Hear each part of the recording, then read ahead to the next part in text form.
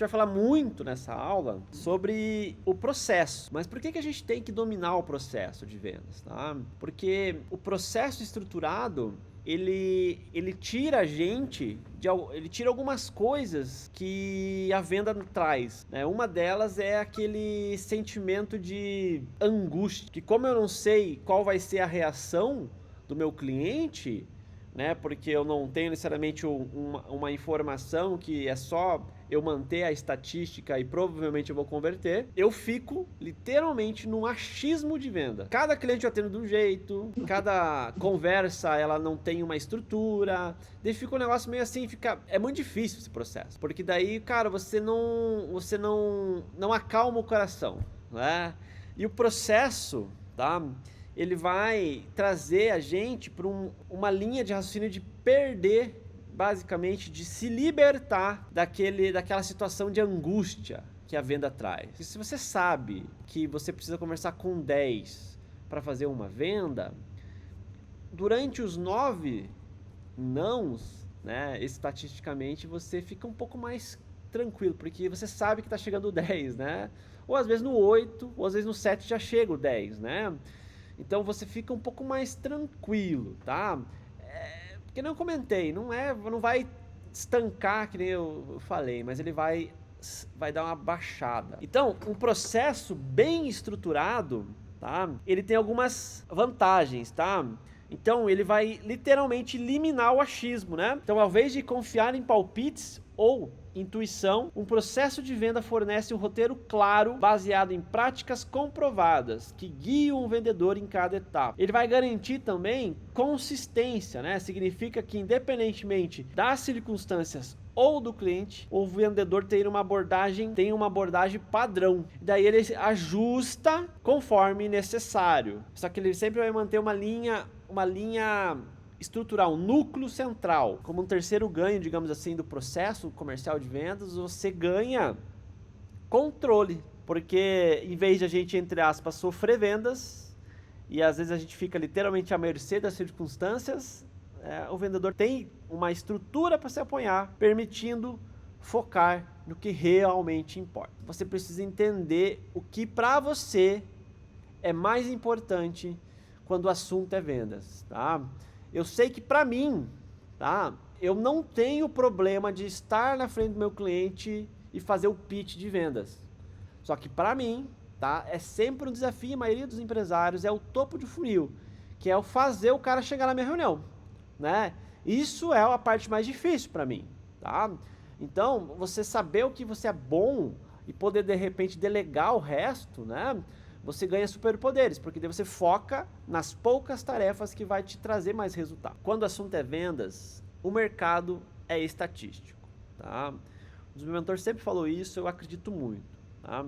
Sempre tem alguém vendendo, tá? Você pode não estar vendendo por qualquer motivo, mas provavelmente alguém no teu mercado está vendendo, tá?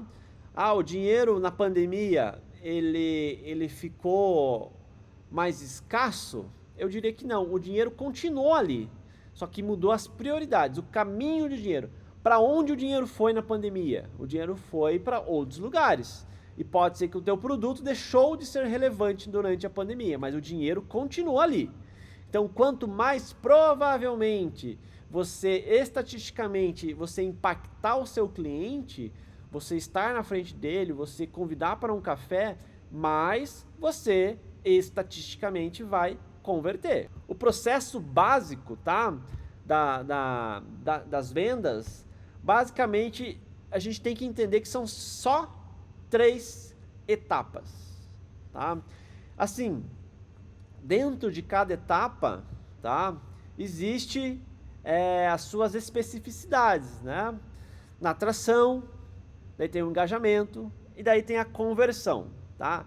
A atração, gente, é literalmente a fase inicial do processo comercial, né? Ali, a tua função, tá bom?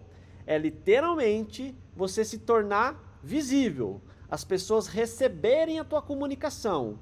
Tem uma frase que eu acredito muito, um conceito que eu acredito muito, você tem que chegar antes de você literalmente chegar no local, né? Então as pessoas precisam te conhecer antes de você chegar na reunião. E é muito legal porque o digital te permite isso, né? Você pode, de repente, criar um conteúdo específico e propagar, e isso vai fazer que você fique conhecido já por conta dos teus anúncios, né? Então, se a pessoa se interessar, né, e por teu conteúdo e for na tua página, por exemplo, antes de você chegar no café para trocar uma ideia com a pessoa já te conhece, ela já teve acesso aos teus conteúdos. Uma coisa que aconteceu comigo esses dias, fui convidado para participar de um café, de uma empresa de software aqui da região, tá? Essa empresa me convidou, né, para eu tomar um café, tá? Daí quando eu cheguei lá para tomar um café com essa pessoa, essa empresa, né, cara, ele citou vários pontos da minha jornada que só quem consome os meus conteúdos vai saber. Então ele citou, por exemplo, que ele sabia que eu sou programador, né? E nos conteúdos recentes eu não falo que eu sou programador. Então significa que, cara, ele deu uma cavocada no meu perfil, né? No meu YouTube, sei lá onde ele foi, e ele deu uma mergulhada. Ele quis conhecer um pouco mais sobre mim. Eu achei isso legal.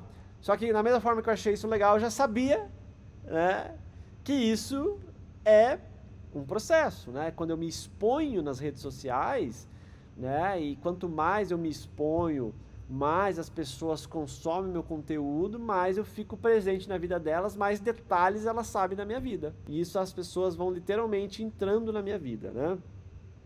Ou eu vou entrando na vida das pessoas, tá? A segunda etapa, gente, é a etapa do engajamento. O engajamento, ele tem a função de você conduzir, tá, a pessoa a basicamente a se apaixonar pela sua solução, se apaixonar pela sua empresa, se apaixonar por você, né? E daí, nesse processo, é o processo que de fato, tá, a pessoa vai começar uma fase de namoro, né? Uma fase de namoro ali da empresa versus cliente, flertando se compra ou não compra. E isso, assim como pode acontecer pode demorar meses para você converter, isso pode demorar segundos num processo de varejo, por exemplo. No processo de varejo você tem que ser muito prático, né? Uma venda de impacto. Então você tem que ter poucas coisas, poucos argumentos e ir direto ao ponto para você eliminar os ruídos, basicamente, né? E já buscar a conversão. A próxima etapa é a etapa que todo mundo quer, né? É a etapa de conversão. Ali é a etapa, literalmente, né, que o cliente vai se tornar cliente. A etapa final, você convence o cliente a agir, seja comprando um produto, assinando um serviço ou etc. O finalzinho da venda, tá? É o finalzinho, é literalmente a hora que você vai pedir a venda, tá? Às vezes, tá? Para quem é comunicativo, eu sou uma pessoa comunicativa, né? Sofri muito, porque às vezes o processo final da venda é a parte que você precisa ser um pouco dominante, que é você conduzir a pessoa. E aí, entre aspas, né? Vamos fechar? Que você nunca vai fazer uma pergunta dessa, né? Mas, né, às vezes a gente faz, né? Dependendo do nível de proximidade, a gente faz essa pergunta, mas essa pergunta não é uma pergunta boa de fechamento, tá? Conforme você vai evoluindo, você vai percebendo que na prática, tá? Na prática, você passa o processo comercial na maior parte do tempo fazendo marketing, e o momento final é a venda em si, que é quando você pede a venda especificamente, que é de fato o fechamento, você conduzir o cliente para o fechamento.